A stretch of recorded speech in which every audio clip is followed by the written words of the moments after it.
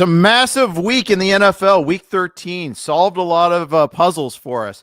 Nick, Whalen, and I are going to break it all down. All coming up next.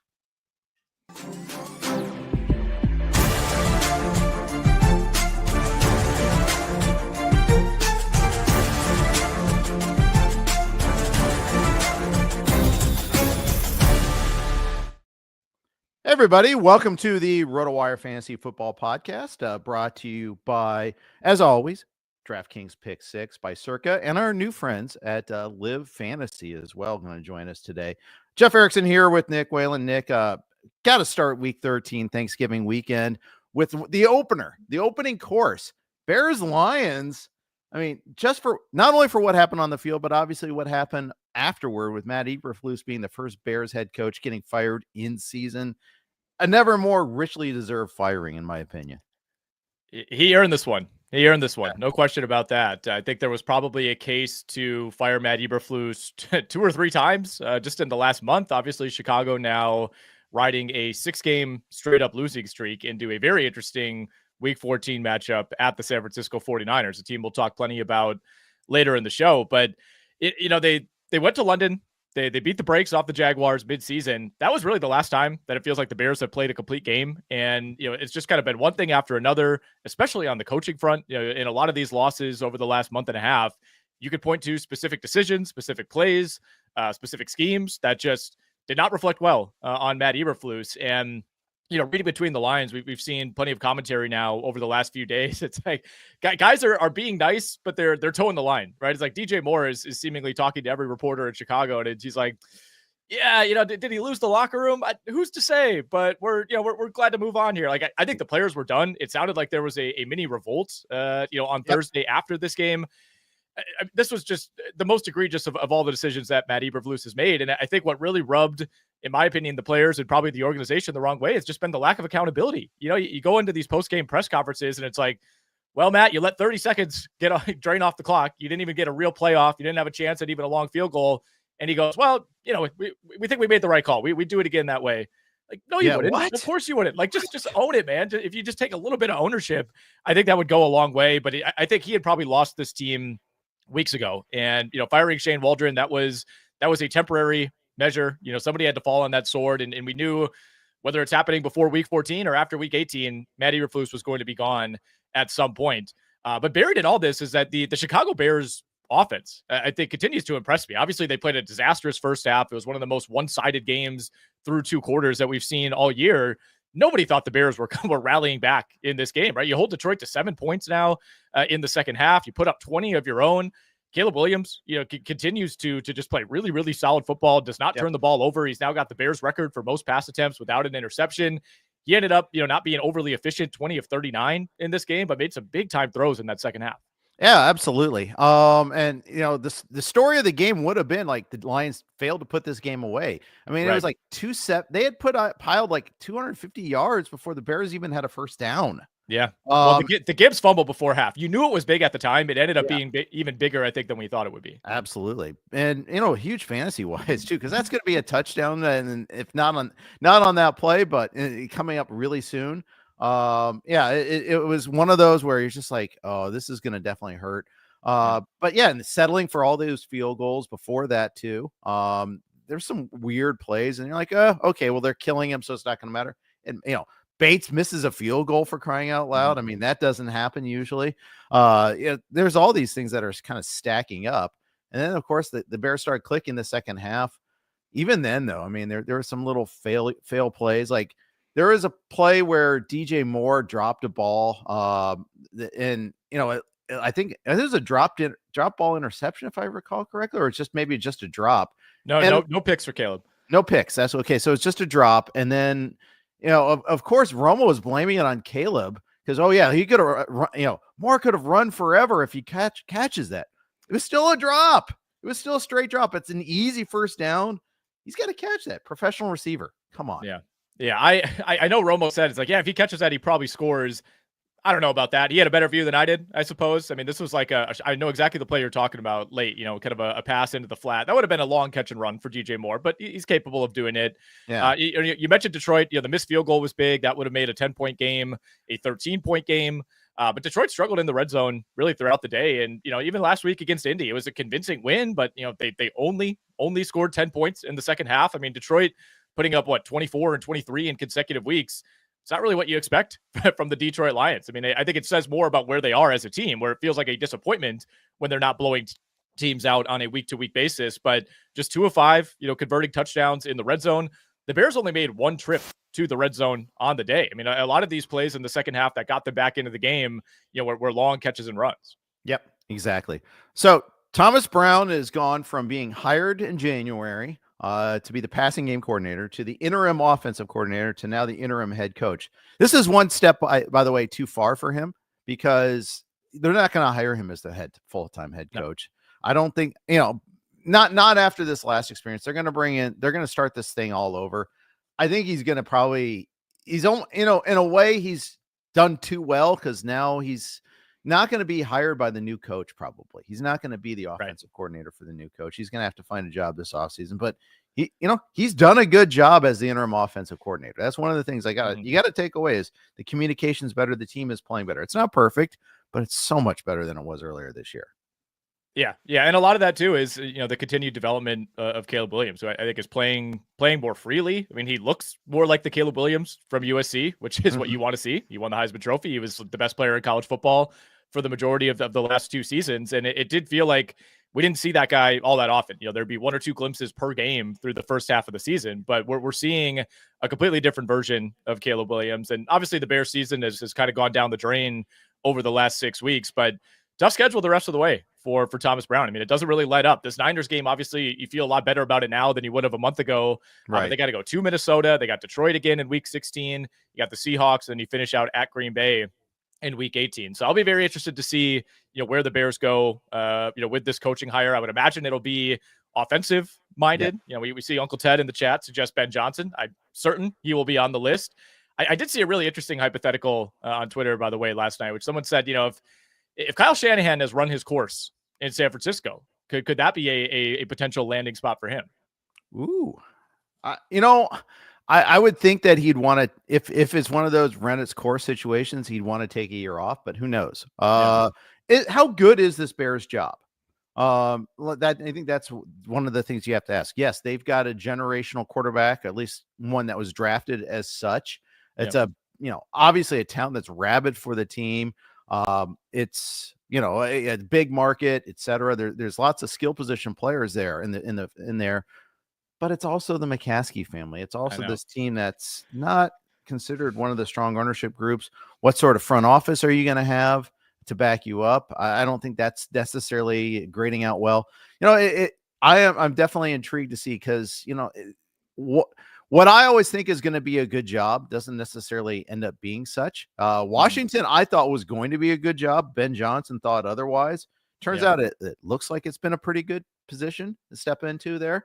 Dan Quinn's done a great job with it too.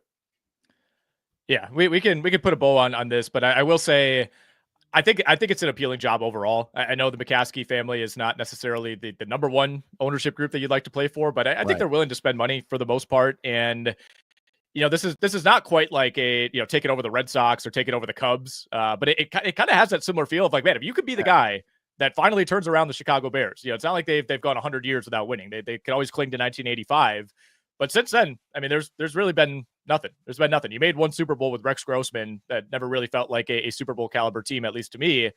But if you could be that guy that could kind of kickstart this and turn Caleb Williams into the player we think he can be, I think it's pretty appealing. It's pretty appealing. It's a challenge. Certainly there are going to be expectations. It's not a, one of those jobs that you walk into and you think, all right, maybe I'll get 3 or 4 years and kind of a runway. It's like, you got to hit the ground running. There will be expectations right away. But I think for a lot of coaches, that would be a very appealing landing spot. Yeah. And Ted also says, I bet the Bears go Cliff Kingsbury. I don't wish that upon the Bears. I don't think that ends well.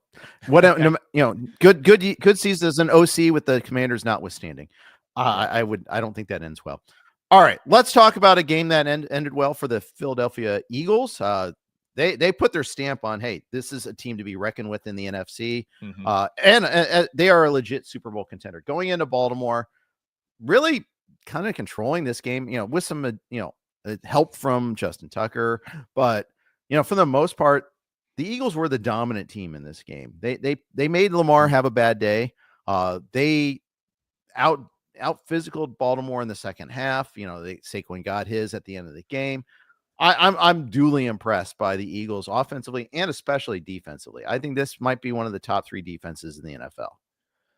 I think in the second half, they certainly put their imprint on this game, but it's interesting because I think if you had asked me, midway through the second quarter, you would say, oh, Baltimore's absolutely winning this game. I mean, they were the team that I thought played a lot better early on. They had the missed extra points on their first touchdown, but it was a 9-0 game, pretty well into the second quarter when Philly finally, I think it was on their 5th drive of the day, picked up some yardage. They were doing absolutely nothing, punted on their first 4 drives, were barely even picking up any yards on most of those. And, they went with back-to-back touchdowns before halftime. Hurts tush push for the second one of those to really climb back into this game. But I still felt like Baltimore was the team that was in control early on. And then, the script kind of flipped in the second half where the Ravens put together 2 pretty solid drives that both ended with Tucker missed field goals back to back to begin the second quarter. And that was brutal, right? Obviously you'd like to be in a position where you could put a touchdown on the board, but it's Justin Tucker. It's Justin Tucker. These should be fairly automatic. And, I know the second one was 53 yards. The first one was 47.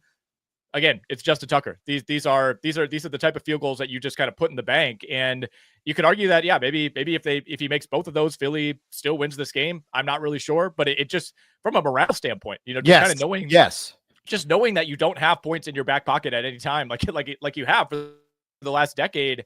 I think that really affected Baltimore. We saw them kind of go for a desperation 4th and 8. Not that they were in field goal range at that point, but that to me was a signal of like, we got to get a touchdown here. And you started to feel that building desperation for the Ravens as this game went along.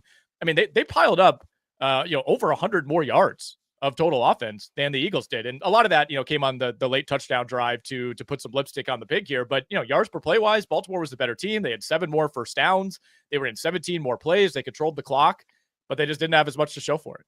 Yeah. You know what? I didn't think about that in perspective, although I think, again, the yards per play, I mean, you had a 40-yard run in the last garbage time drive too. So, but yeah, you're right about the morale factor. Big time, and you could tell like they tried to rehabilitate him, tried to get him back out there for another one. They missed that. And you're like, oh, not again. Are you kidding me? Yeah. And that's where you're like, wow.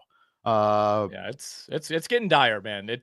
We've seen this with other, you kind of feel like someone like Justin Tucker is almost insulated from a disaster stretch like this, but it comes for everybody, man. I mean, we've seen this with plenty of veteran kickers over the years. And I don't know, even if he kicks really well for the next, 5 weeks to end the year, it's still going to be in the back of your mind in a playoff game, right? I mean, this cloak of, kind of invincibility that Justin Tucker has worn for the last 10 years. I mean, that it's going to take a lot now to earn that back.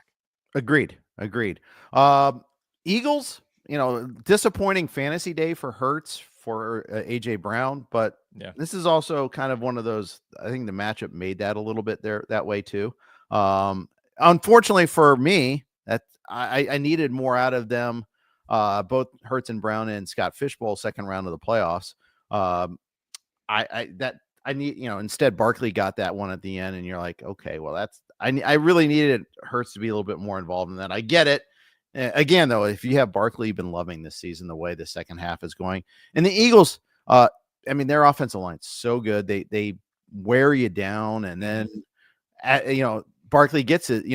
Barkley has had so many big second half runs. I think about going back to the Saints game in week 3. They just wore them down. And, finally you break through. And of course, the Rams game that we had in the previous week really wore them down. That's just the thing. They just beat on you, and that's their identity. And they figured that part out. I think it says a lot that Jalen Hurts completed 11 passes and threw for 118 yards on this terrible Baltimore secondary that gives up yards to everybody. And despite those numbers, the Eagles still won this game and, felt like they won it by 2 scores. I know the final score, was only a 5-point differential, but obviously Baltimore tacked on that late touchdown. The Eagles just find ways, man. And, I think, like you said, game plan wise, this played out like a lot of recent Eagles victories, which is, Saquon Barkley feeling like he's, 1 tackle away from breaking a long run the entire game. And then finally the floodgates break late in the game. I mean, they completely wear you down. They didn't have Devontae Smith in this game. The passing game was really not that effective overall. Hit a couple nice ones to Dallas Goedert, who had a touchdown. AJ Brown had a couple big catches, but you never really felt like Philly felt confident that they could throw even on this shaky defense. And I thought they did a great job against Derrick Henry. 19 for 82 for Derrick Henry. I think you'll take that every day of the week. A lot of Lamar Jackson's yardage, like you said, came on that long run late in the game. Basically half of his yardage came on that. So for the most part, they did a good job of bottling him up. And I did think this is like 3 games in a row now where Lamar's just, he has some weird misses, 3 or 4 times. There's the one to Isaiah Likely early in the game where he's running wide open. There's nobody within 10 yards of him, and maybe some confusion as far as Lamar thinking that Likely was going to take that up the field a bit more. But either way, you just put some air under it and make sure he brings it down. He missed Zay Flowers on a 3rd down on the next drive, just a throw that, went at Zay Flowers' feet. Not the kind of mishaps that we're used to seeing from Lamar Jackson. And it does feel like these last few weeks, he was so dialed in first 10 or so games of the year, still playing great football, but not quite at that just unreal level. Exactly. And, that does happen.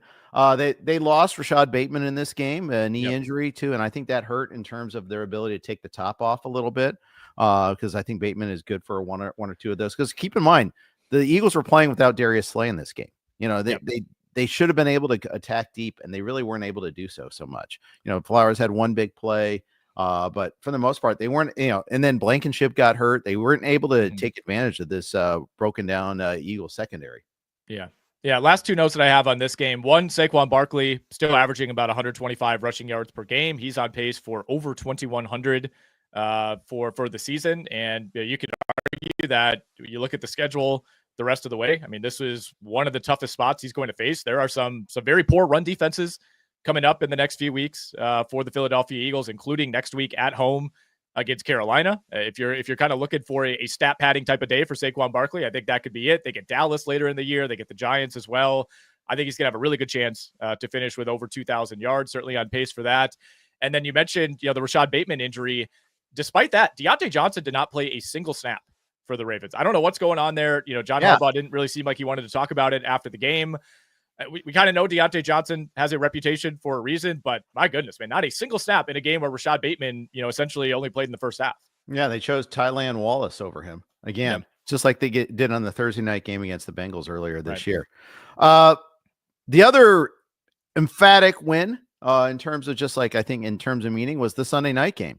The Bills just, they beat up on a beat down Niners team. It got away, but after you could just see the second Christian McCaffrey got hurt his PCL, you could just see the air coming out of the balloon for the Niners. It was like almost a 1-to-1 connection to that happening.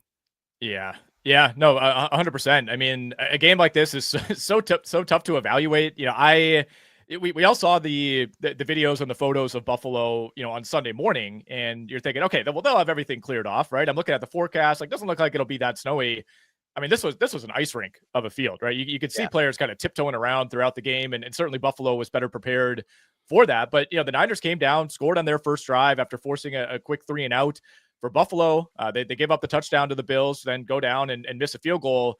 Once it became clear that field goals were probably not going to be an option for the most part, unless they were chip shots for the Niners, you knew they were in trouble. Huge fumble, essentially, deep in Bills territory.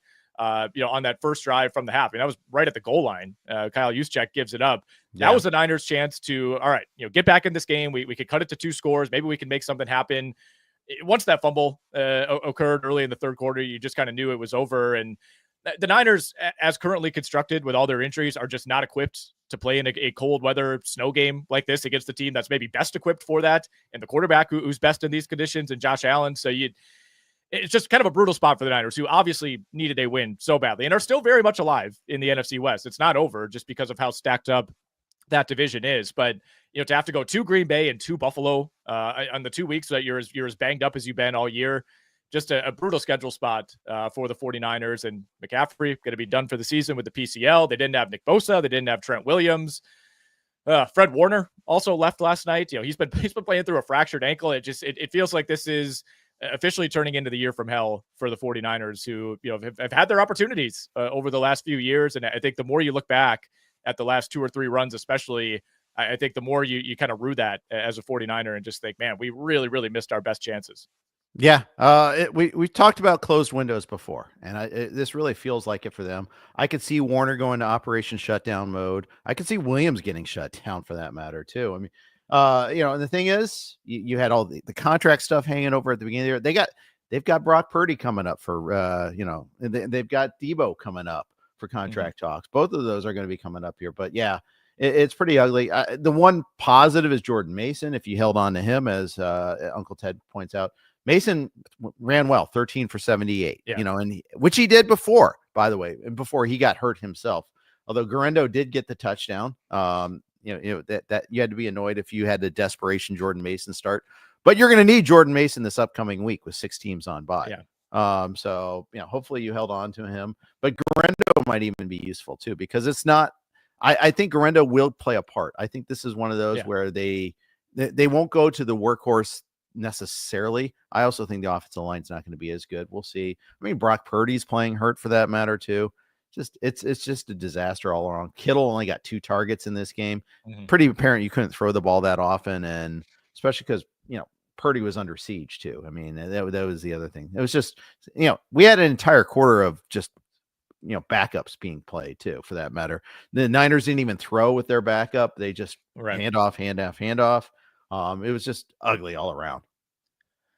Yeah, there's not a whole lot to take away fantasy wise. I needed like 10 combined points out of George Kittle and Deebo Samuel to win a matchup last night. Couldn't get it. No. Kittle did absolutely nothing, was only targeted twice. I mean, the Niners only threw the ball 18 times on the night. And, like you said, the combination of the McCaffrey injury, the Juszczyk fumble at the 1 yard line, you kind of felt like the Niners almost packed it in. Not like there was a lack of effort, but they knew where this game was heading early in the third quarter. And it wasn't a surprise that Mitchell Trubisky ended up coming on in relief. I mean, the Niners were basically just running out the clock once this became a 3-score game late. So when you get sloppy conditions like this, I don't think there are a ton of definitive fantasy takeaways. Yep. I'll say one other takeaway is, we'll talk Chiefs later on, but they're looking pretty shaky in terms of, running the rest of the table here. All it takes is one more loss from them and they'll lose the tiebreaker to the Bills for home field. And I think that's going to matter a ton this year. I do think the Bills are the best team in the AFC right now. I do too, man. There's always going to be that Kansas City devil magic factor, where you're not going to write them off. I mean, it's been a wildly unimpressive first 13 weeks of the season, but at the same time, if push comes to shove and Patrick Mahomes is playing at home in the AFC Championship, it's still going to be hard to pick against that team.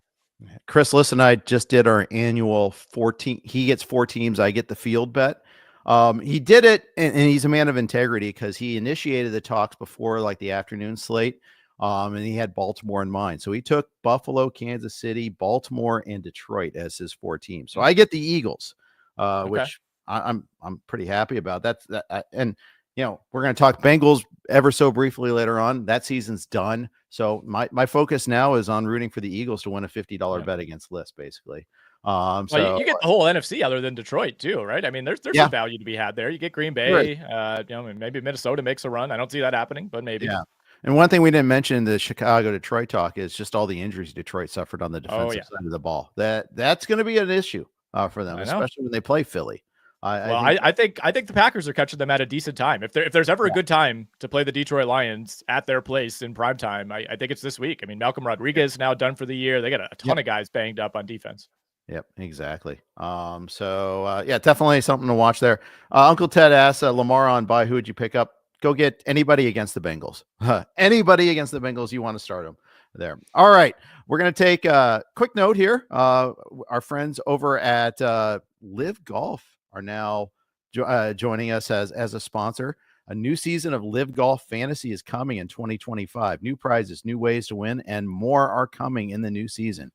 Get ready to play and sign up at livegolf.com. Thanks to LIV Golf for joining us on the show as a sponsor. All right. Let's talk about a couple of things on the 3 games on the early slate I want to talk about now, starting with Seahawks-Jets. There is never a Seahawks game that is not weird. The slogan is keep Portland weird. It's keep Seahawks games weird because they're just bizarro every single time. I mean, I don't even know what to say here. This was the most Seahawks of all the Seahawks games this entire year. That was one of my official plays for Bookies Plus was Seattle to win this game outright. They actually ended up closing, I believe, as a 1-point dog at some books. Number was bouncing back and forth throughout the week. I mean, this was a insane game, an insane game that Seattle almost lost early on. They fumbled 3 kickoffs, lost 2 of those fumbles, but 3 total fumbles on kickoffs, all happened within like a half-hour span. They had an extra point blocked. They ran 7 plays inside the 4-yard line and came up with 0 points on a drive in the second half. And yet, when you're playing the New York Jets, you could get away with it because after you fumble one of those kickoffs and the Jets take over deep in your territory, you could get a pick 6 from a defensive lineman in Leonard Williams to resurrect your chances of hanging around in this game. If that play does not happen, there is no way Seattle wins. Like the Jets didn't play that well, but they were on the verge of really putting this game away because of all these just insane mistakes by Seattle early on. And then there was a huge Breece Hall fumble in the second half that gave Seattle life. Neither of these teams I really trust week to week. I know Seattle is leading the NFC West right now. I think that's a team like if you're Green Bay or Washington or Minnesota, like sign me up to play the Seahawks. I don't care if it's on the road in the wild card round. Like this is a team that just loves shooting itself in the foot over and over. This game started, by the way, with back-to-back punts. Nothing notable there, but neither of these teams have scored a first possession touchdown this season. Not surprising if you watched either of them. I did think the Jets actually played pretty well offensively early on. Like this was the best that the Rodgers-Devontae combination had looked. I mean, 8 targets for Devontae Adams in the first half. Rodgers, I thought, looked like he was moving around better. He was more mobile. He was picking up first downs with his legs. Did have a couple big misses, including a wide open Garrett Wilson on what would have been a touchdown in the back of the end zone. Just overthrew him a little bit. But just again, insane game. Like you really never, even as somebody who was on Seattle, it's like, I did not feel like the Seahawks were going to win this game until the clock was at 0-0:00. Like you're just waiting for the implosion at the end. Jets came through with a couple 4th down conversions late to make this a game, but ultimately the Jets are the Jets, man. This is why you bet against the Jets. That's what I was saying on VSiN last night. It's like, it's not even necessarily a play in favor of a team like Seattle. It's just that Seattle can make all these mistakes. They could play like a C+ game overall, and you can still go win on the road against the Jets because they are going to out mistake you.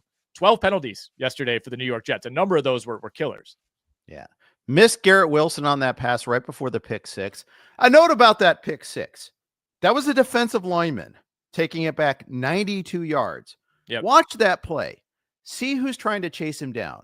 It's just 3 offensive linemen. Yeah. None of the fast players on the Jets were on the screen. I mean, this was a passing down. It was I think it was 3rd down. I'm pretty sure 3rd and goal. Yep. I mean, your fast players are on the field somewhere. Are they not trying? Did they get pinned to the ground and just someone laid on top of them? I mean, why was it only 3 big offensive linemen are the only people trying to chase down Leonard Williams? It was super bizarre. I mean, it's just, you could just tell like the air, like they're like, oh, here we go again, and just gave up. It was sort of like that. This game started. They like Braylon Allen had the first touch of this game. Like, what are we even doing here? I mean, it's just. I know Breece Hall had a bad fumble, but they just.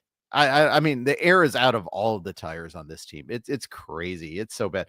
Rodgers was bad. They're asking again about after the game whether they're considering benching him, and it wasn't really a strident, no, he's our quarterback for the rest of the year. Stop asking.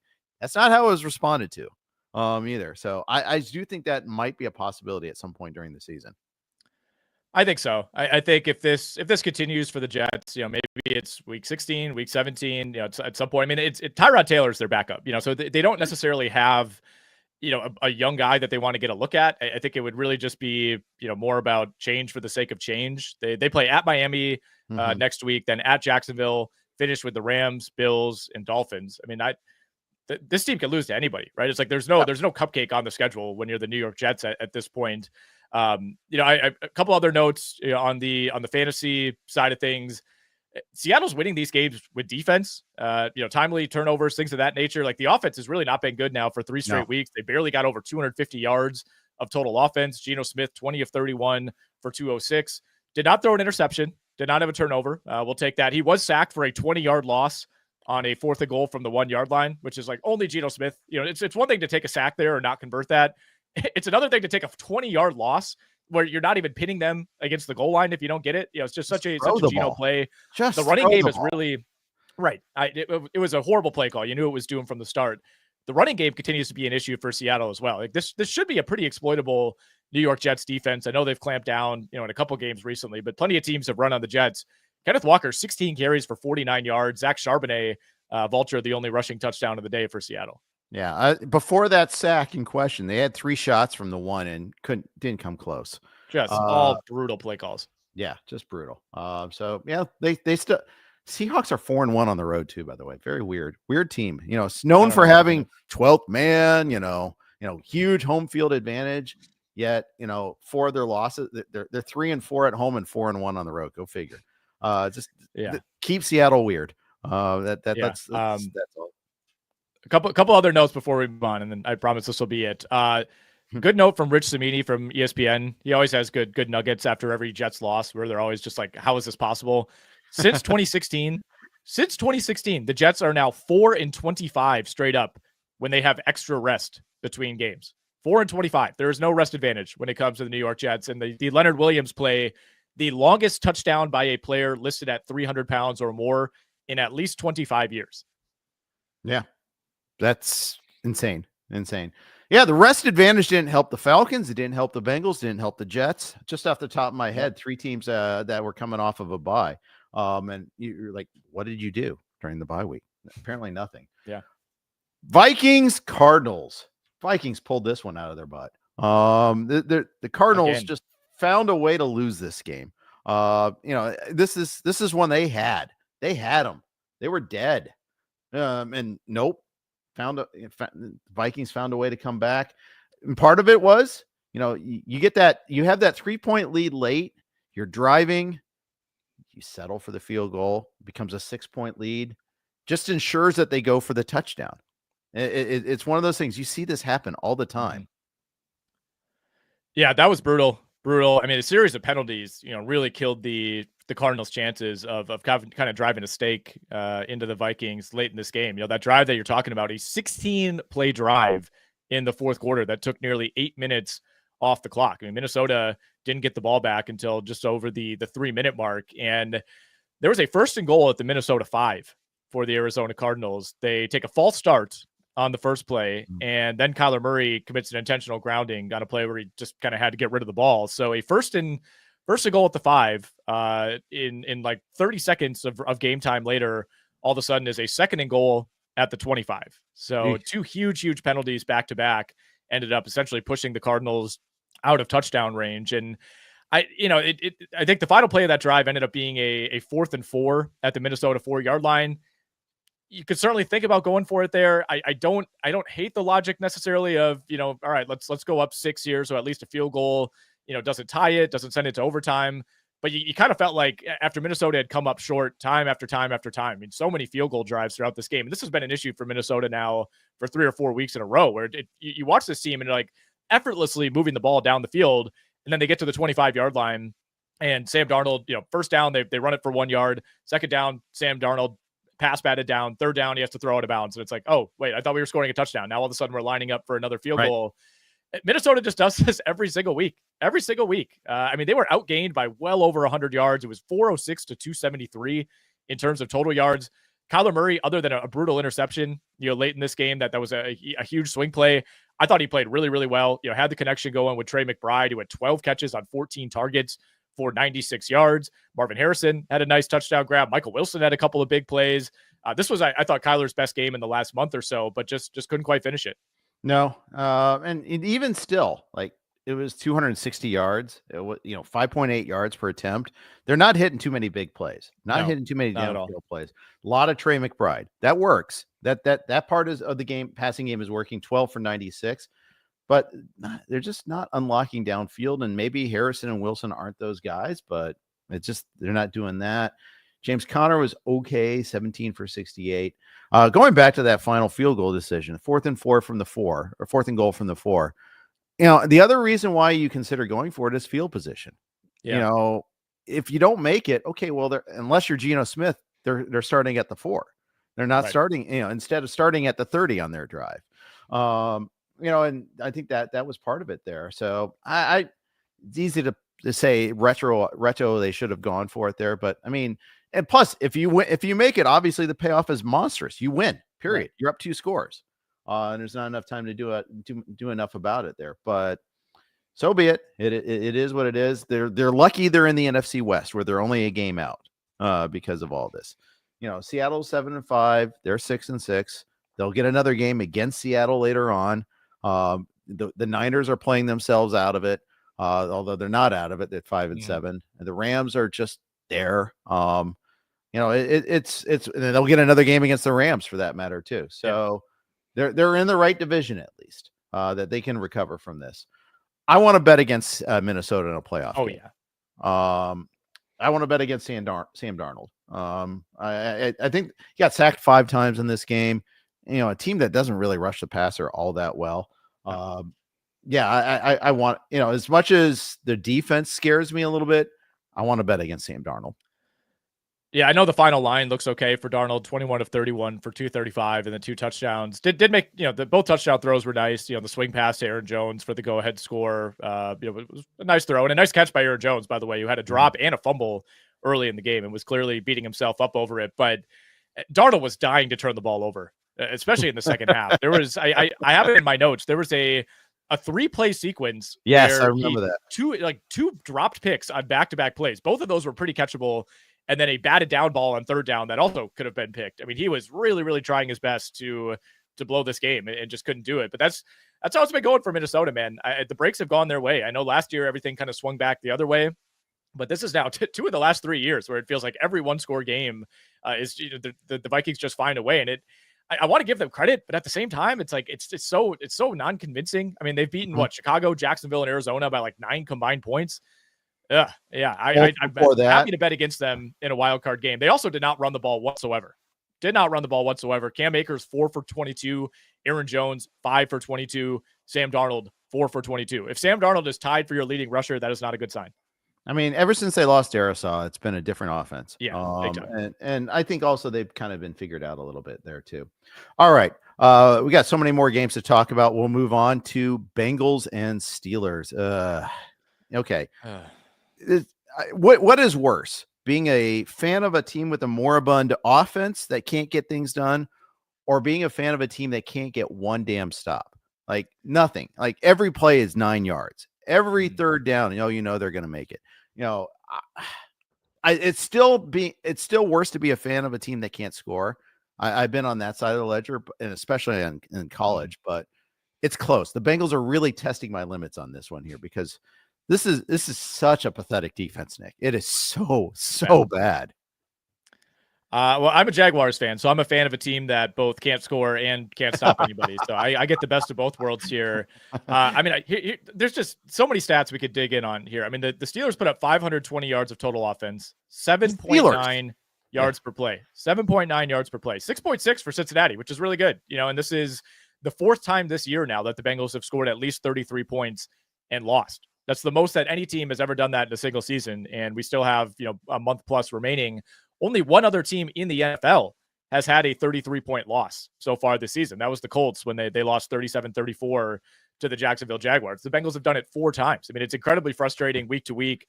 The Steelers only faced 9 3rd down opportunities in this game too, which I think says a lot. When you put up that many yards and you have 11 drives, I mean, it just speaks to the amount of chunk plays that they were getting on 1st and 2nd downs. Really no resistance whatsoever outside of a pick 6 on the first pass attempt of the game for Russell Wilson. You're thinking, all right, here we go. We got our big break early on. We're up 7-0 after we went 3 and out. After that, Pittsburgh goes touchdown, field goal, missed field goal, which was blocked, touchdown. So that field goal that was blocked was a 42-yarder. That's automatic for Chris Boswell. If that is not blocked, the Steelers would have scored on 7 consecutive drives following that pick 6. Insane. And it was the same story over and over. Russell Wilson threw for 414 yards, yet not one receiver went for more than 75. It was just everybody was open. It was just so ridiculous. 11 Steelers receivers had double-digit yardage in this game, and 10 of those 11 had a catch that went for at least 15 yards. Yeah. By the way, the Steelers are like 21-4 in the last 25 games in Cincinnati. I've seen this movie over and over. Scott Pianowski tweeted that every Bengals game this year is the same. He's right. It really is. You wait for the one mistake Burrow makes, and then it's or the offense makes, and it's over. They play for no margin for error. If Burrow makes a mistake, if the offensive line doesn't hold and Burrow gets like the sack fumble, that happened twice in this game. It's over.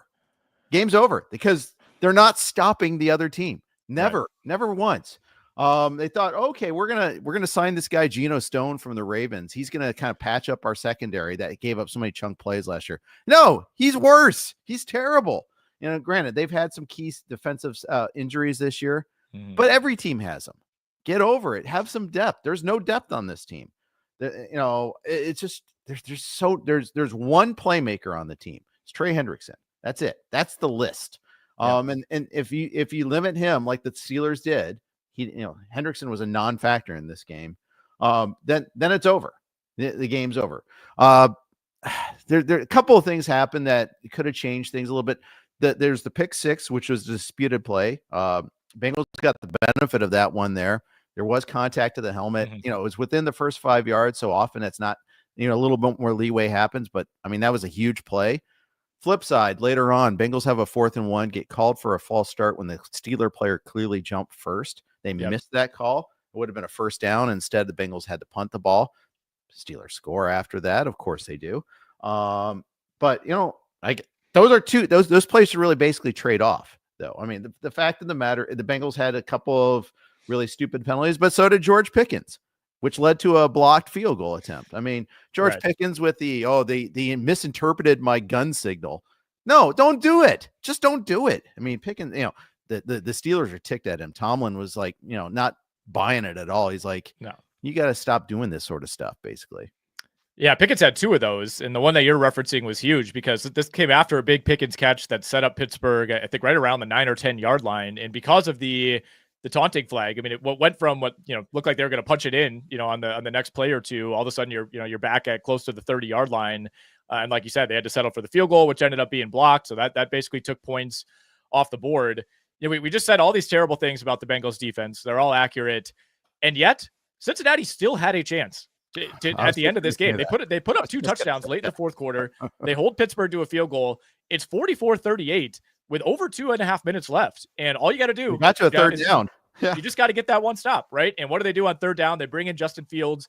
Not 1, not 2, 3 Cincinnati Bengals defenders all misplayed that, Jeff. There were 3 guys who all bit on that fake so hard that Justin Fields was basically able to walk for a first down. Could not believe it.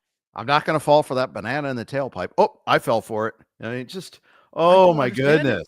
Like you have one job. At least one of those 3 guys, your job is to keep contained on the outside, and all 3 of them got washed inside. Just unreal. The Thursday night game from the week before telegraphed to say, hey, it's coming. Fields is going to keep it. And the Bengals clearly didn't watch that game. Yeah, I guess he's either going to keep it or he's going to whip it as far as he can down the sideline for an incompletion. Yeah. I'll say the one other thing that was the difference in this game was the Steelers pass rush. They created 3 turnovers. And that think about that. They had a fumble 6, they had a sack fumble, and then they had a tip ball interception, all based on the pass rush. And the Bengals still were 1 stop away from getting the ball back with enough time to maybe do something about it there. It's crazy how it's such a waste of Burrow and Chase and Higgins. Higgins is going to be gone after this year. Yeah. I'm bummed. I'm really bummed. And the more I talk about it, the more I'm going to be so. And we got a lot more to talk about. So let's go ahead and go talk about something else. This podcast is brought to you by your good friends at Circa. Here's their ad. Thank you, as always. We love Circa Las Vegas. Can't wait to be there again next July. Colts-Pats. This game was done. There were 2 games that were done early. This is one of them. This is, I was so focused on, the Bengals as my main game that I didn't really. Every time I look up, like, oh, this is weird. Pats are still doing this. And you look at the scoring line, the stat line in this game. There's a lot of weird stat lines in this game. I mean, the Pats almost won this game, and they didn't. Anthony Richardson looks like he had a terrible line, but again, he had terrible receivers. Again, tell me more about this game. It's a game that the Patriots, I think, should have won. They go 2 of 6 in the red zone. 2 of 6 red zone drives for the Patriots in a single game. You'll take that. They put up 422 yards of total offense, 6.5 yards per play, easily their best offensive game of the season. And you still end up losing at the last second. Colts punch in a late touchdown. Anthony Richardson able to plunge in up the middle for the 2-point conversion, which I like that call. Bold call. Why not? Go for it on the road. And I love the way that they used Anthony Richardson in this game. I mean, he only had 9 total carries, but it felt like more of an offense that was tailored to his strengths, as opposed to just saying, all right, we're going to run the same system, whether it's you or it's Joe Flacco. Not a whole lot of fantasy production on the Colts side of things. Jonathan Taylor, high volume, 25 for 96. You'll take that. Did not have a 10-yard run, though, on the day. Continues to see low target volume. The one catch that he did have did go for a touchdown, so it ended up being an okay day for him. But Michael Pittman's your leading receiver, 5 for 42. Alec Pierce, found his way into the end zone for that last touchdown. Didn't have the big play, that you're depending on if you did throw him out there in the lineup. A.D. Mitchell had a big drop late in the game that looked like it might sink the Indianapolis Colts, who converted multiple 4th downs, by the way, on that final drive. It just, kind of the same issues that we've seen from New England throughout the season. 7 penalties for almost 90 yards in lost yardage. They controlled the clock for the most part, but again, just could not finish drives. That 2 of 6 in the red zone number really stands out. But again, Drake May was fantastic. I thought 24 of 30 for 238, spreading the ball around. Hunter Henry, 7 for 75. Austin Hooper, he had the second straight game with a touchdown. Again, frustrating if you started any of the receivers. 6 targets for Butte. He only went 3 for 41. Kendrick Bourne, 3 for 39. Like there's not really, it doesn't feel like there's a potential for an explosive game from any one of these single receivers, but Drake May continues to make it work with maybe the worst group of weapons in the NFL. Yep. And definitely like the worst offensive line in the NFL too. The sequence that might have cost the Pats is they get an interception of Anthony Richardson in the 4th quarter. They get the ball at their own 48. You're like, okay, just a couple of first downs and this game might be over. Instead, 3 and out, punt on, sacked on 3rd down, have to punt. Colts get the ball back, have that long 19-play game-winning drive. 19 plays to get it done. You mentioned the 4th downs, by the way, and I forgot about the weirdness in Seattle Jets. I got to go back to that real quick. There were 2 4th down penalties on the Seahawks big drive that's kept that drive alive. Just amazing weirdness there. But okay, a horse collar on a 4th and 1 run. Like that is like one of the most rare penalties that you're ever going to see. Only the Jets may not have needed to do that either. But it was clear horse collar too. I mean, it was just all right. Sorry, I had to go back to that for a second there. The Colts aren't a playoff team. They might get there. That if Denver spits the bit, but they're not a playoff team. They're not that good. And yes, they didn't have Josh Downs, and they're going to get 3. They got their bye this upcoming week. They were missing 3 starting offensive linemen. They've backdoored into so many wins this year. The Miami game comes to mind. This game comes to mind. They should be done, I think. Well, they play at Denver coming out of the bye. So that will probably be the game that determines whether or not they have a realistic chance here. I will say another big inflection point in this game. The Patriots put together a long drive that took up like most of the 3rd quarter. I mean, it was like a 7-minute drive, 13 plays. They work it all the way down deep into the red zone, and 2nd and 3 from the Colts 7-yard line. Drake May throws the ball intended for Hunter Henry, kind of gets tipped around, goes off of Henry's like midsection essentially, and ends up being picked up for an interception by a Colts defender. So even if you only settle for a field goal there, I mean, that's huge to take those points off the board. Clearly would have mattered. That would have been a huge swing point in the Patriots' favor. But these are the type of plays that just feel like they've been going against this team for a couple of years now. We should mention, by the way, that the Patriots tried a 68-yard field goal as time expired, and it looked good. It looked good off the foot. I mean, realistically, it's like in that weather in New England in December, like, are you really going to make that kick? Probably not, but it was about as close as you could ask from one of the shakiest kickers in the NFL, and Joey Sly. Yeah, who missed a short one earlier and then turned around and looked at the holder and blamed him for that. He missed a 25-yarder, his 5th miss inside of 30 yards this season. That's insane. Yeah. I mean, he literally looked at it and goes, what happened? It's like I watched, I was like, was the hold bad? No, it looked like it was fine. Yeah, I don't know. It was a pet detective moment. Laces out. I don't know, but I really don't know what happened there. But just all these things added up and they mattered. All right, so that was enough on Colts-Pats. Chargers-Falcons, quickest game of the day. One of the quickest games of the year. Probably felt like an eternity for Falcons fans though too, because this was just ugly. The Falcons, they are just blowing this bad way. You know, when going into that Saints game, we're like, I'm not sure if they're real, if they're a fraud. Okay, I think it's been answered. They're a fraud.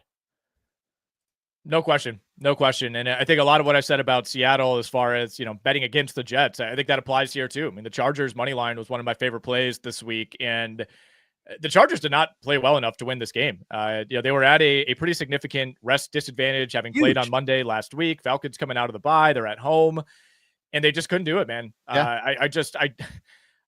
I don't know what to say about the Falcons anymore. 4 interceptions from Kirk Cousins. You just knew that there was one more coming on that final drive when the Falcons had a chance to go down and win the game. I thought they did the right thing for most of the game and went heavy Bijan Robinson. Bijan touched the ball on 25 of the first 46 plays from scrimmage for the Atlanta Falcons. And then, of course, they start feeling like they need to throw the ball more late. The Chargers, by the way, tried to get rid of this game by trying a fake punt pretty deep in their own territory late in the game. There was just no need for this at all. Like the Falcons were moving the ball, but they weren't putting points up. Like I think at that point, you got a good punter, just make them go the length of the field for whatever reason. They tried that, and Falcons ended up throwing a pick on that drive, so it didn't end up hurting them.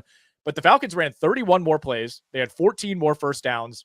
They held the Chargers to 187 total yards and still lost this game. So of course, Jeff, this is one of those games that sent me over to StatHead, and I looked up over the last 15 seasons, what is the team's record when they finish with under 190 total yards?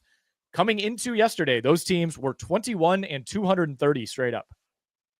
21's more than I would have thought. I thought it'd been like 5 and 600 or something like that. Not that many, obviously. They're the third team this year, by the way, to win a game while putting up under 190 total yards. That was Denver against the Jets in the Bo Nix negative yardage game, and week 1, Chicago, Tennessee. Yeah, the Will Levis backwards interception pick 6. Oh yeah, that's beautiful. Gus Edwards didn't do much. 6 for 32. Vidal 4 for 20. They couldn't run the ball.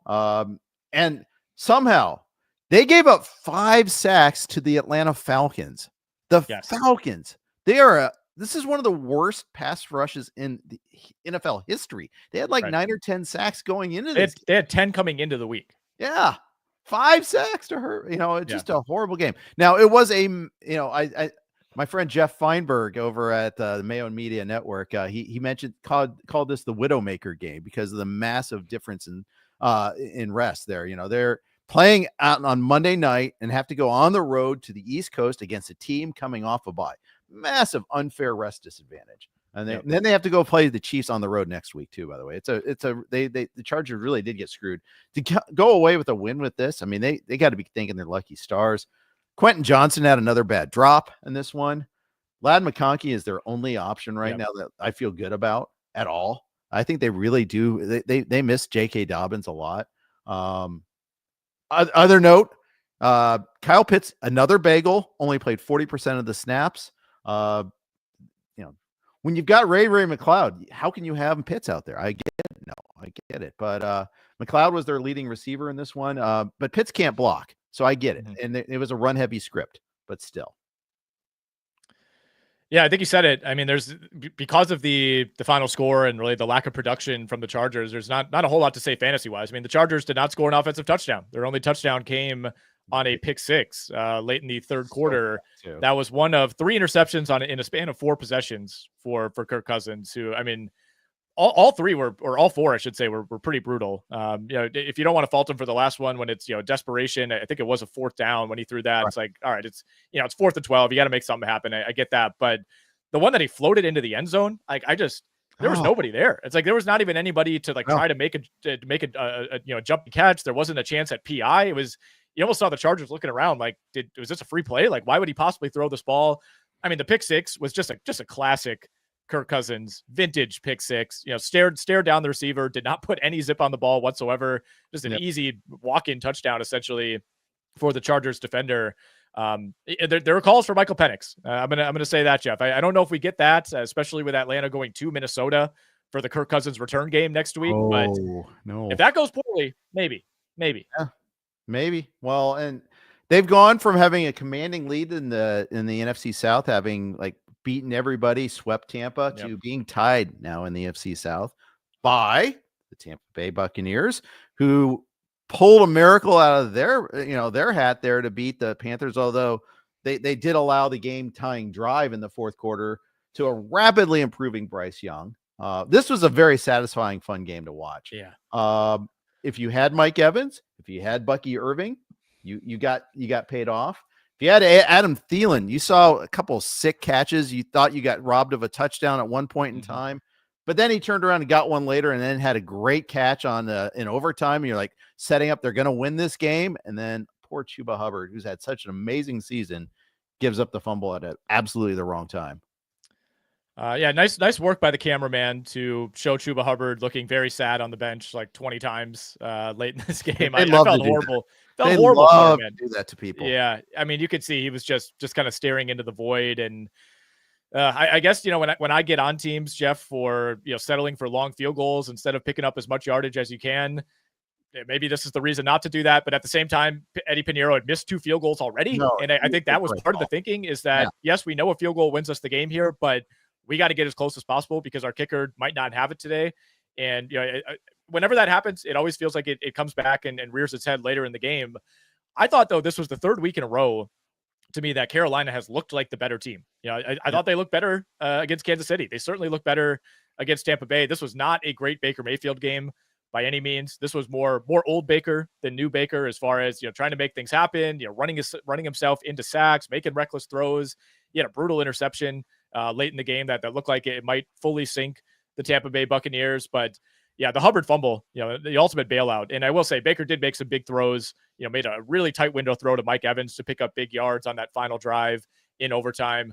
But this really felt like the official, like, Bucky Irving coming out game. I think if you play fantasy and you follow this really closely, obviously Bucky Irving's been doing this for a good chunk of the season. Yep. But this was the first week that, like, people are texting me like, what's up with this Bucky Irving guy in Tampa Bay? And I'm like, yeah, dude, this guy's really good. 27.5 PPR points. So in all likelihood, he will lead all running backs in PPR points for the week, coming off of over 27 last week as well. And they still continue to get Rachaad White involved, right? It's not like this has been a complete handoff to Bucky Irving, but you see the difference, man. Like, Rachaad White's a solid back. Bucky Irving just has so much more juice.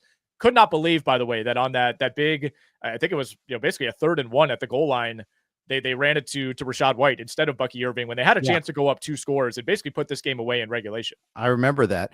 Keep in mind, earlier in the game, Bucky Irving left with what was called a hip injury. And he was looking pretty banged up after the game. Yeah, so I get what they were doing there, and sometimes White is good at getting to the outside, so I could see it a little bit there. But yeah, that was kind of a interesting, weird play there. But you know what? The thing is, you can run, and Rachaad White 11 for 76 against so he was pretty good overall. Had that 38-yarder late in overtime to help set up the game-winning field goal. So you can run against Carolina. I think that's the big takeaway here, even though the Chiefs were not able to run against them, which is also very weird. But you're right, though, about Carolina looking like the better team at many points in this game. Bryce Young took a lot of attempts, but no interceptions, 26 for 46 for 298. Yep. And he's doing this with, like, Adam Thielen as his number 1 guy. Xavier Legette has had some contributions. They didn't have Jatavian Sanders, so Tommy Tremble had a big game, 5 for 77. David Moore, again, had some contributions. He had 9 targets in this game. And when David Moore's getting 9 targets, you kind of have a thin, wide receiver core. Coker missed his 2nd game in a row. Jonathan Brooks got a little bit more work, had a big catch, 3 for 23 total. So he's kind of easing his way in. And with Hubbard losing this fumble, I wouldn't be surprised if Brooks gets even more work next week.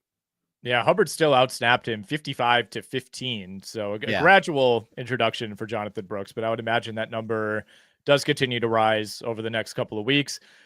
Again, continue to be really impressed with Bryce Young. I mean, he looks so much better. I never thought, him sitting out and, basically being publicly embarrassed when they made that decision, would yield positive results. But, like, he looks like Alabama Bryce Young all of a sudden. I mean, he's evading sacks. He's using his legs. He looks faster to me. Like, he used to be like the most sackable quarterback in the NFL for all of last season and early this season. It was like, he was guaranteed to be sacked 4 or 5 times every game. He's only been sacked 5 times total in the last 4 games. And a lot of that is, Bryce Young getting rid of the ball. He's hanging in against pressure. Yes. Yeah. And a lot of it is using his legs. I mean, he looks more athletic. He looks faster than he did early in the season. And I think that confidence is finally returning for Bryce Young as well. I mean, the Panthers are no longer a pushover. I think they feel like a team that is live to cover against just about anybody. Well, they're going to be up against it against Philly. Yeah. They're going to be up against it against Philly next week. I think they're 13-point dogs is where I saw the number last night. If you're a Saquon Barkley manager, cross your fingers because this should be a huge spot for him. Like you said, Carolina still cannot stop the run, but it's no longer, this doormat team that you expect to lose 40-10 every week. Yeah, I was just going to say the feel-good tour is going to be put to the test here against Philly and the Philly's defense. However, I mean, this is like this has kind of got classic letdown game written all over it for the Eagles, though, too, because I mean, they just had gear. They just went on this road trip. They did, at the Rams, at Baltimore. They might kind of take a breath here, and you never know. But same time, Saquon Barkley could run for 250. He could run for 300 if they let him. I'm kind of curious to see what kind of Gainwell props are going to be this week, because I think they will try to find ways to give him some rest here and there. But yeah, should stack up well for the Philly rushing offense, and it'll be a big test to see how much progress Bryce Young really truly has made. All right, let's move on. Our podcast, as always, is brought to you by the good folks over at DraftKings Pick6 and their new app. We're proud to be brought to you by DraftKings Pick6. So many NFL offerings each week over at Pick6. Been enjoying playing on the Pick6 platform each and every week of the NFL season. Think a certain quarterback will throw for more than 300 yards. How about your favorite receiver scoring a touchdown? Check out Pick6, the newest way to play fantasy football and win cash right now with DraftKings. Here's how it works. Just pick 2 to 6 players of the same sport and choose if they'll have more or less of a given stat. Yards, catches, touchdowns, etc. Lock in those picks and compete against opponents for a shot at huge cash prizes. Download the new DraftKings Pick6 app now and use our code ROTOPICK. That's ROTOPICK. Again, ROTOPICK, ROTOPICK. If you're a new Pick6 customer, play $5, get $50 in Pick6 credits guaranteed. Just use that code, ROTOPICK. Gambling problem? Call 1-800-GAMBLER. Help is available for problem gambling. Call 888-78-89-7777 or visit ccpg.org in Connecticut. Must be 18 plus. Age and eligibility restrictions vary by jurisdiction. Pick6 not available everywhere, including New York and Ontario. Void where prohibited. See terms at pick6.draftkings.com/promos. Rams Saints. Rams pull out the win 21-14 in this one. It wasn't easy. Their offense still has some question marks there. They had a hard time getting going offensively. Shut out at halftime. Got 21 second half points in this one. The big injury news on this one, of course, has to be Taysom Hill. Looks like he's done for the season.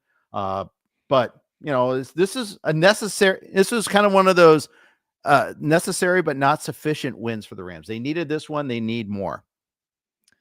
Yeah, this was not nearly as convincing as I thought it might be. Rams are another one of my bookies plus plays this week, and it works. You got the cover. Like Seattle and like the Chargers, they maybe sweated out. We somehow went 3-0 in all those games. I didn't feel great about any of them, but yeah, the Rams offense did almost nothing early in this game. Matthew Stafford, put up barely any numbers in the first half. The Rams only had 3 drives in the first half, only ran 23 plays overall. They did benefit from a Blake Grupe missed field goal that prevented this from being, likely a 2-score deficit after halftime. But Rams got it together. It still wasn't overly convincing. As always, it feels like every Rams game comes down to, can they get the one final defensive stop? And there were certainly times in the Saints' 14-play drive to end this game where it did not look like that stop was going to come. But eventually we're able to finally get after Derek Carr on a 4th and 3. And you mentioned the Taysom Hill injury, man. This was that final 4th and 3. That would have been a Taysom Hill play. I think not having Taysom Hill there really, really hurt them. 100% agree there. It was definitely a case there. Weirdly enough, even though Carr got hit on that last play, no sacks in this game, no fumbles, no turnovers. I saw a lead for a story recapping this game. Is like, has the Rizzy magic worn off? And I'm like, are you freaking kidding me? Look at the talent on this team, or lack thereof. The fact that they were driving at the end of the game, they have a chance to tie. We're leading at halftime. I think this is this was an excellent coaching job by him. I think that he did a great job to keep them even close. The Saints team doesn't have talent. They're not a talented team. And they're super thin. They're hurt. It's going to get worse, by the way. But I thought he did a heck of a job.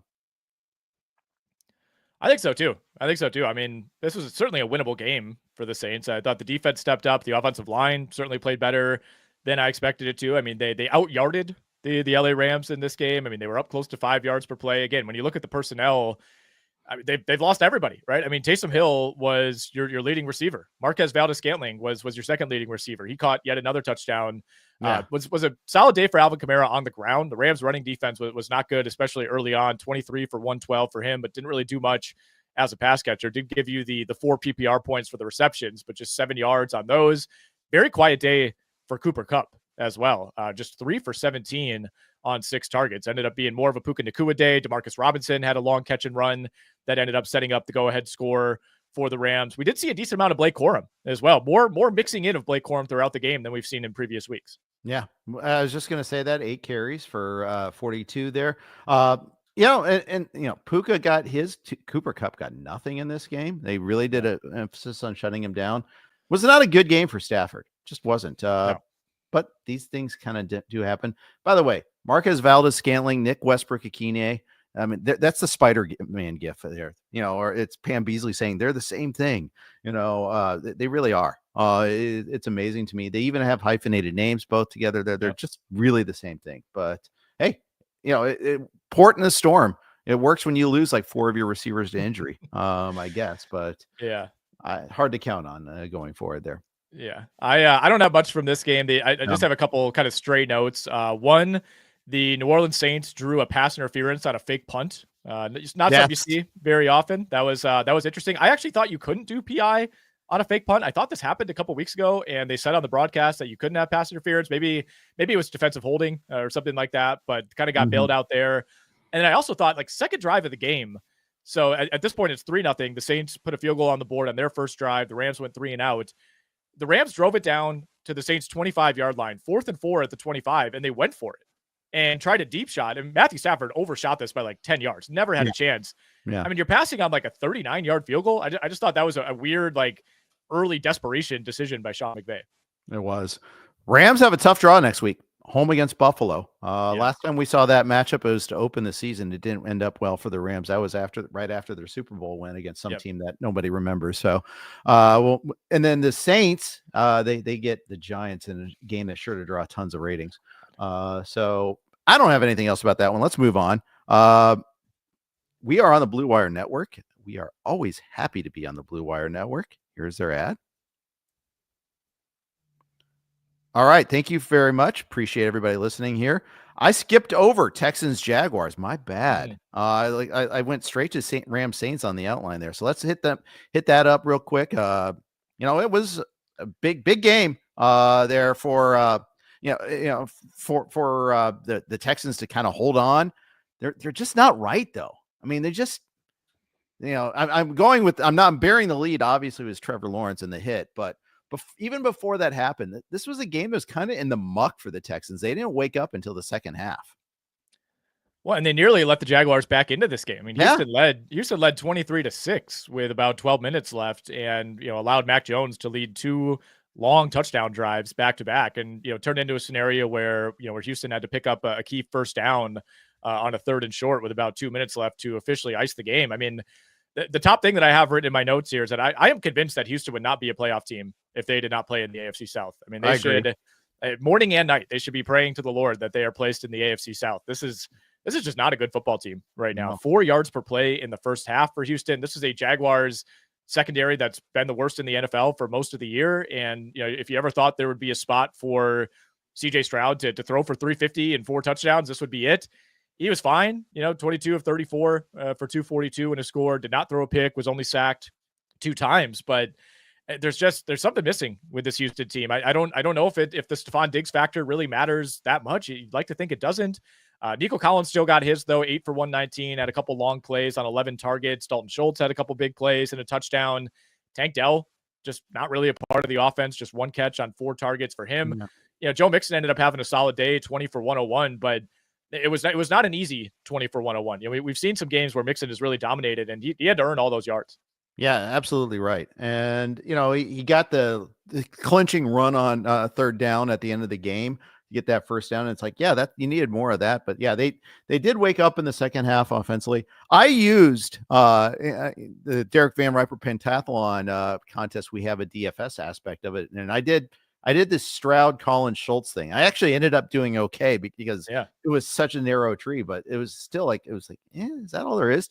242 against the Jaguars? Really? This game, obviously, the highlight of this game was not highlight, but the noteworthy storyline was the hit on Trevor Lawrence. Super scary looking, but he tweeted from home that he was doing better. I wouldn't be surprised if we don't see him the rest of the season. Yeah, it's hard to say. I mean, I certainly don't think he'll play next week against Tennessee, which just becomes that's just a muck bowl at Tennessee. Bottom of our podcast. Mac Jones versus Will Levis. Yeah, that one in Saints-Giants is just I have to make picks for those games. I'm not looking forward to Cowboys too. Yeah, I don't know what's going to happen there. Monday night. I think the Bengals Bengals are signing up for probably another shootout. They'll put up points on the Cowboys, but I will say, Mac Jones looked a lot better in the second half of this game than he did in any of his previous starts. Parker Washington got going 6 for 103. Brian Thomas should have had a much bigger day, but you'll take the 4 for 76 and a touchdown. Trevor Lawrence did miss him on a deep ball that turned into an interception early in the game. I wasn't as egregious of a miss as I think it was being made out to be on Twitter. It turned into an interception. It wasn't a good throw. But the safety was coming over no matter what. Like, I don't, this wasn't going to be like a walk-in touchdown, in my opinion, at least for Brian Thomas. But either way, you got to get more air under that ball. Mac Jones missed him on another long one. This easily could have been like a 6 for 170 and 2 touchdown type of day for Thomas. You still love what you're seeing from him overall. Evan Ingram at PPR, gave you what you're looking for. 7 for 41 on 9 targets. You'll take that. If it is Mac Jones next week, he absolutely loves throwing to the tight ends. So I still think you can use Evan Ingram. He loves getting, their backup tight end, Brenton Strange, involved. He had a catch in this game too. But it worries me for someone like Brian Thomas. Like the ceiling is just so much lower for him with Mac Jones. He did see 10 targets in this game. You like that, but that just hasn't really been consistent in the games that Jones has played so far. So yeah, it's the Jags, man. They're 2-10. I don't have a whole lot to say about the hit. It was brutal. I know John McClain, who's covered the Texans forever. He's been a sports writer for like 50 years. He said it was the dirtiest hit that he's ever seen in his time covering the NFL. The quarterback slide rule, it's so tough, right? Because we were just talking about this with Patrick Mahomes last week, where it's like, man, guys are scared to hit him and it benefits him. And, this one was late enough that it was certainly dirty. I think the Jaguars' reaction was completely justified. I think that's just you got a brawl situation. I had no problem with that part of it, but at the same time, you don't want to give up long plays to quarterbacks. So I'm not defending Alshire by any means. I do think it was more dirty than not, but you see these plays go the other way plenty of times where I think defenders in retrospect would say, yeah, I kind of wish I would have hit the quarterback because he looked like he was going to slide and then he didn't, and he picked up 15 extra yards. So just a brutal way for this game to change. You just felt like once Lawrence went out, what was going to be, I think, a really competitive, fun back and forth game, I guess it ended up being that, but once he went out, you kind of felt like the air was taken out of this Jags team. Yeah. Jags finished that drive with like 7 running plays in a row, got the field goal. Could have had a touchdown, but I think they had a hold on one of those runs that kind of put them out of range. They also missed a field goal early in the fourth quarter that certainly mattered too. Yeah, turns out it did. But hey, Texans move on. They win. They basically are going to win the AFC South and get in. And there's another team I can't wait to bet against in the playoffs, but. They go into their bye, by the way. So no Nico, no Joe Mixon in a key week 14. 6 teams on bye this upcoming week. It's by apocalypse or by Mageddon. I forget which is which, but Denver, Indy, New England, Washington, Baltimore, and Houston. The Baltimore, Houston, I think a lot of people were aware of going in when they did their drafts because a lot of people, you had a lot of players on both teams, but the other ones, like the Washington's going to turn out to matter a little bit more than people realize there. So I think there's that. Speaking of which, Commanders, Titans. Dude, this game was over like 12 minutes into the game. The game was over. So I mentioned I went 3-2 in my official plays this week. I put 2 plays on this game. I had the Titans to cover 6.5. That didn't happen. And I had the under 44.5. That also did not happen. The Commanders almost went over that by themselves. This was a game that the Titans completely gave away early on. It wasn't quite Seattle level of mistakes, but it was close. Tony Pollard lost a fumble at the end of the first quarter that led to another quick touchdown for Washington. So it was 21-0 before the end of the first quarter. Washington almost made it 28-0 in the first quarter, because after that score to go up 21-0, they then fumbled the ensuing kickoff and gave it right back to Washington.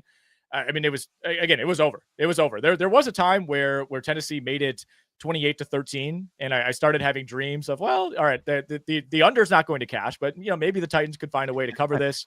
Yeah. No, that was not the case either. Just a game that got away from them, and a game that went completely against the script that I thought we would see. I thought this would be a kind of a bad matchup for Washington in terms of what they want to do on the ground versus a Tennessee defense that has been so good against the run this season. Washington ran for more yards in this game than Tennessee had total yards, 267 yards on the ground for the Commanders. They figured out how to run again against Tennessee of all teams. And you're like, oh yeah, Jeffrey Simmons, that's going to allow that. Here's how Tennessee started the day. False start. Up the middle, 1 yard run. Another penalty, false start. Short pass for -3 yards. Incomplete, punt. Then 3 plays, touchdown. Punt, touchdown. Fumble, touchdown. Fumble, touchdown. Game over. It's 28-0. I mean, it was so rapid. It was amazing. Yeah, it was. And, I think by going down 28-0, Tennessee obviously had to get away from the running game. So you got, almost nothing out of Tony Pollard. He did give you 4 catches for 33 yards, but, carried only 8 times. Tennessee essentially ran 9 running plays on the entire day. Not a good sign. 8 carries for Pollard, 1 for Tajay Spears. Will Levis did hit Nick Westbrook-Ikhine for 2 touchdowns. So you got that out of it, but did not end up being much of a day for Calvin Ridley. Just 2 catches on 7 targets. I mean, not a lot to say here, honestly. I mean, it was a walk in the park for Washington. I was shocked at the degree to which they were able to run all over this defense. Yeah, it was extraordinary. And Brian Robinson, I thought he might not play this week. Instead, 16 for 103. You got there early. Chris Rodriguez was your Hail Mary great pickup of the week, 13 for 94 in the touchdown there. Jerry McNichols, the guy I thought you should have picked up, was only 6 for 32. But even Terry McLaurin, he got his. I mean, everybody, Zach Ertz got his. Everybody that you needed to get something did. It was great. Jaden Daniels had a running touchdown. Yeah. It was just, if you had a noteworthy commander, and other than McNichols, it paid off, which is always nice. Yeah, this was not one of those like Lions beatdowns where they put up 50 and yet somehow only like 2 guys had a decent fantasy day. I think that is a good point. Like they got it all in early, but really all the guys who mattered for fantasy ended up coming through for you. Last note I have here, and this is crazy. This was going around Twitter last night. This was the Commanders' first home win in the month of December since 2017. Wow, crazy. That is crazy. I didn't, stop me in my tracks. Let's talk about Thursday night real quick here, or Thursday. But we'll start with the night game, Miami in Green Bay. I want to talk about that briefly. The way this game started, you had a play on the very first drive. The Packers had a play that was ruled an incomplete pass, and it was properly so, but it was close to being a fumble. Right after that, there's a punt. They muffed the punt. Packers score a touchdown. That's how this game went for the Dolphins. Every little thing like that went wrong. They had so many things that, even when they convert a 4th down, they still had to settle for the field goal. Every little thing like that just went wrong. Yeah, Dolphins had a chance to climb back into this game just before half. They put together, finally after punting on their first few drives and sneaking in a field goal, they got it all the way down, into Green Bay territory and felt like they needed to score a touchdown there. Went for it on a 4th and 5, ended up not converting that, and with 22 seconds left, enabled Green Bay enough time to go down and tack another field goal on. So you're already going to be up against it, down 21-3, but that felt like kind of the final blow, not only to not pick up that 4th down, but then to let Green Bay hit a couple of big plays, get into range and tack on an extra field goal to make this a 21-point deficit at the half. And, at that point, Green Bay was kind of able to just sit on that lead, take advantage of the weather, which clearly impacted the Miami Dolphins, from a tackling perspective. I think they had like 12 missed tackles in the first half. Didn't end up being a massive day for Josh Jacobs on the ground. Miami's run defense has been pretty good this year. They held him to 43 yards on 19 carries, kind of some uncharacteristic loss of yardage plays from Josh Jacobs, who always does such a good job of fighting back to the line of scrimmage, but did have a long catch and run in the second half that enabled him to have a solid fantasy day. Tucker Kraft gave you 6 for 78. Jaden Reed found his way into the end zone with 2 touchdowns, only 3 for 24, but the 2 touchdowns ended up bailing you out there. Jonnu Smith, man, continues to do this every single week. His yardage prop was 41.5. He finished 10 for 113 on 11 targets. That's so many of those late. But yes, he was targeted earlier too, but he got so much of that production on those last 2 drives. Of course, Tyreek Hill with the gift touchdown and another long play on that drive that salvaged his day. It would have been another bust day for Tyreek Hill, but for that drive. So hey, you got there a little bit there. Achane at least scored, but this Dolphins team, I mean, this was a crushing loss. Just not that they were expected to win, but it was still crushing because they fell so far behind. You're like, here we go again. They're 5-7 now. It's going to be tough. The big winner of the weekend might have been the Broncos, who haven't played yet. Just because the Bengals fell short, the Colts barely scraped by. The Colts are, and they do get each other in week 15 after they both are on bye next week. But this was a very good week to be a Broncos fan, to see everybody else falling off.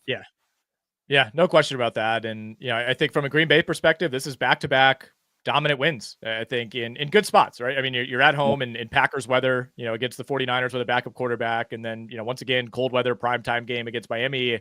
And they took care of business, I think, about as emphatically as you could ask, right? There are always going to be, I think, some lingering doubts about this team, especially when you try to compare yourself 1-to-1 to the Detroit Lions. But I think they've built up some really nice momentum here heading into this showdown with the Lions on Thursday night in Detroit. And it's by no means a must win, right? Green Bay, I think, banking these 2 wins over the 49ers and the Dolphins, this enables you to lose to the Lions and still feel really good about your chances. I mean, they probably just need to win 1 more realistically to get in. If you want to be the 5 or the 6 seed, then you probably got to win at least 2 more. After Detroit, they go to Seattle, home for the Saints, at the Vikings, and then a Week 18 showdown at Lambeau Field against the Chicago Bears. And 3 more night games in a row, by the way, for the Green Bay Packers, who are in the midst of a stretch of 4 consecutive primetime games. So they'll play Thursday, then they get the Sunday night game, and then I believe they're the Monday night game against the Saints in Week 16. Interesting. The NFL tends to do that. They stack these games like that. 4 in a row, though. Yeah, that is pretty wild, especially for a non-major media market team to get these sort of games. Raiders Chiefs. Did you hear a whistle? I did not, man. I did not. I will say, of all the games this week, I was traveling and whatnot. This is the one that I was watching the least intently. Had it on. I was at my buddy's house, hanging out with some high school friends, and they did not have the sound on, which not my house. So I'm not going to say anything about that. Yeah. But this was such another classic Chiefs game, right? I mean, obviously they win. There's controversy. It doesn't look good, and yet they're still 11-1, and a team that you're always going to feel a little bit shaky betting against in a playoff setting. But now, so Bryce Young moved the ball all over this team last week. Panthers scored on 5 of their first 6 drives. Aiden O'Connell threw for 340 on this defense. He was sacked 3 times. Patrick Mahomes was sacked 5 times. This is 2 weeks in a row now where Patrick Mahomes is being sacked by bad defenses. And the Chiefs defense, continues to just look really shaky, right? I mean, even Sincere McCormick had a couple nice plays in this game, 12 for 64. I mean, this was arguably the best running game of the year for the Las Vegas Raiders, who routinely struggle to get to like 70 rushing yards as a team. They were up close to 120. Brock Bowers, of course, continues to roll along, 10 for 140 on 14 targets and a touchdown. You got your money's worth with Jacoby Myers as well, 6 for 97. Trey Tucker had the long touchdown. I don't know what else there is to say about the Chiefs at this point. It's just this is who they are. They're going to continue to win these close games. It's never going to look convincing. Do they get tripped up, 1 or 2 more times the rest of the way? We'll see. I think there are some tough schedule spots here, including, this week against the Chargers. I think that, if you're barely squeaking by the Panthers and the Raiders, I think that Chargers team, coming off of what felt like a disaster game that they should have lost, they're going to be, a lot more focused for this one in week 14. They still have to go to Pittsburgh. That week 18 game against Denver could be really interesting if there's anything on the line. But I don't know if there's anything at this point the Chiefs can do to, change their reputation or the way we think about them before the postseason. Right. Well, they're going to get Hollywood Brown back in December, it sounds like. That'll be interesting to see what that does. But honestly, I'm more concerned about the defense now. This is 2 weeks in a row where the defense has been unconvincing. Maybe even 3. 3 because Buffalo also obviously did what they wanted to against them. But, the defense has been carrying this team, and for them not to be able to do so, I mean, the running game hasn't been great either. Pacheco got 7 carries, Hunt 7 carries. They didn't run that many plays, period. I'm surprised they didn't try to run the ball more against the Raiders. I guess some of that was down in distance because, Mahomes got sacked 5 times. Yeah, they only had 329 yards of offense, gave up 434 to the Raiders, 6.9 yards per play for Vegas. I think you're totally right. Yeah, I think the Chiefs offense, nothing has really changed there. This is who they've been for the entire year. But part of the reason that they are 11-1 is you have that defense to lean on. And I guess the defense is doing enough to win these games, but it doesn't feel like that same dominant unit from earlier in the year. And you have to think at some point that's going to come back to bite them. You mentioned Pacheco, by the way, essentially split snaps with Kareem Hunt and Samaje Perine. Kareem Hunt played 27 snaps, Pacheco 26, Perine 18. So still working him into the mix. I would imagine, Pacheco takes over the lion's share of that workload in short order. Agreed. You had some notes on Cowboys-Giants. That was my least watched game. I missed the entire second half. Went for family dinner, and they didn't have a TV at their house, period. Oh, no. What? Yeah. So, hey, I guess it's last on my rewatch list to watch the second half of the game. I caught the first half. It was fine. Yeah. But what notes do you have other than Rico Dowdle? Or just we can talk Rico Dowdle for that matter if you want. Yeah, well, I mean, Rico Dowdle erupted for 112 yards and a touchdown. I mean, this was probably the best running day of the year, certainly for him and for the Dallas Cowboys. 22 for 112. The tipped interception, early in the game, I thought really changed things. That was early in the second quarter. Drew Lock is basically trying to throw a screen, gets tipped. Defender brings that all the way back.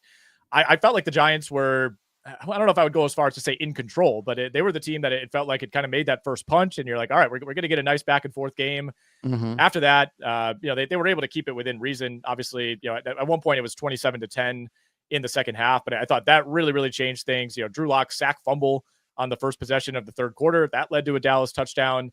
I thought the Giants would potentially be able to steal this game outright and just, committed too many mistakes. I think I kind of talked myself into this idea that Drew Lock is a significantly better option than Tommy DeVito. And realistically, it's like, I still think, if they each started 17 games, like I think Lock would be better, but you also forget about the downside that Drew Lock presents as far as the turnover mistakes. He took 6 sacks for almost 50 yards in lost yardage, and the Giants just could not get after Cooper Rush at all. I mean, was untouched on the day.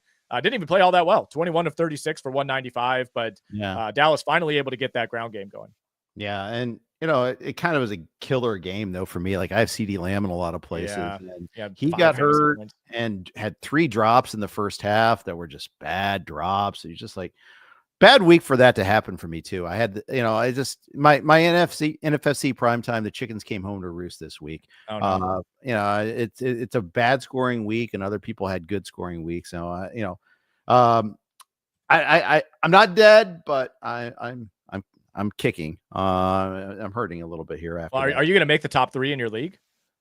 I don't know. Is this I know your league is like unbelievably stacked up. Is this the cutoff week, or do we get one more? The regular season ends after week 14. Okay, so I got a chance then. Still, I just have to have a huge week next week though, and Lamb has to play. That would be it. That would be helpful when I've lost 4 other receivers in that league. So so it goes. Tyrone Tracy got the touchdown. Devin Singletary got the start, though. Noteworthy that the way that playing time split worked out. Neither was all that great. Hey, streaming Dallas defense really worked out. You got the defensive touchdown. You got the 6 sacks. You got 2, and then a fumble sack also. So they really cashed in for you there. Yeah, absolutely. I mean, obviously the Dallas defense for the most part has not been good this season, but it's more about just try to match up against the New York Giants if you can, because this is a team that is just going nowhere right now. Only other note I have here is that it feels like this always happens when a wide receiver publicly complains about a lack of targets, he gets those targets immediately the following week. 13 targets from Malik Neighbors, did a few big drops along with CD Lamb, but still gave you 8 for 69. Didn't find his way into the end zone. Of course, the 2 touchdowns for the Giants came via a Drew Lock scramble and a Tyrone Tracy run, but still good to see the target volume for Neighbors. Indeed, and they went to him early and often that one. Not a whole lot of bang for that buck, but still, at least you got buck. So there you go. All right, that's going to wrap it up. We got Cleveland, Denver tonight. We'll react to that on the SiriusXM show, which you can catch every night, Monday through Friday here. Me and Nick, Monday through Thursday, 8 to 10 p.m. Eastern. And then, we got on Friday, it's Joe and Mario. And then on the weekends, we're at a daytime slot. So make sure you catch us there. And of all of our RotoWire podcasts, hopefully you enjoyed this. If you did, hit that like button. Please hit subscribe so you'll know when the next one is coming up. And we'll be back at you again, Nick and I, next Monday. Thanks, everybody, for listening. Take care.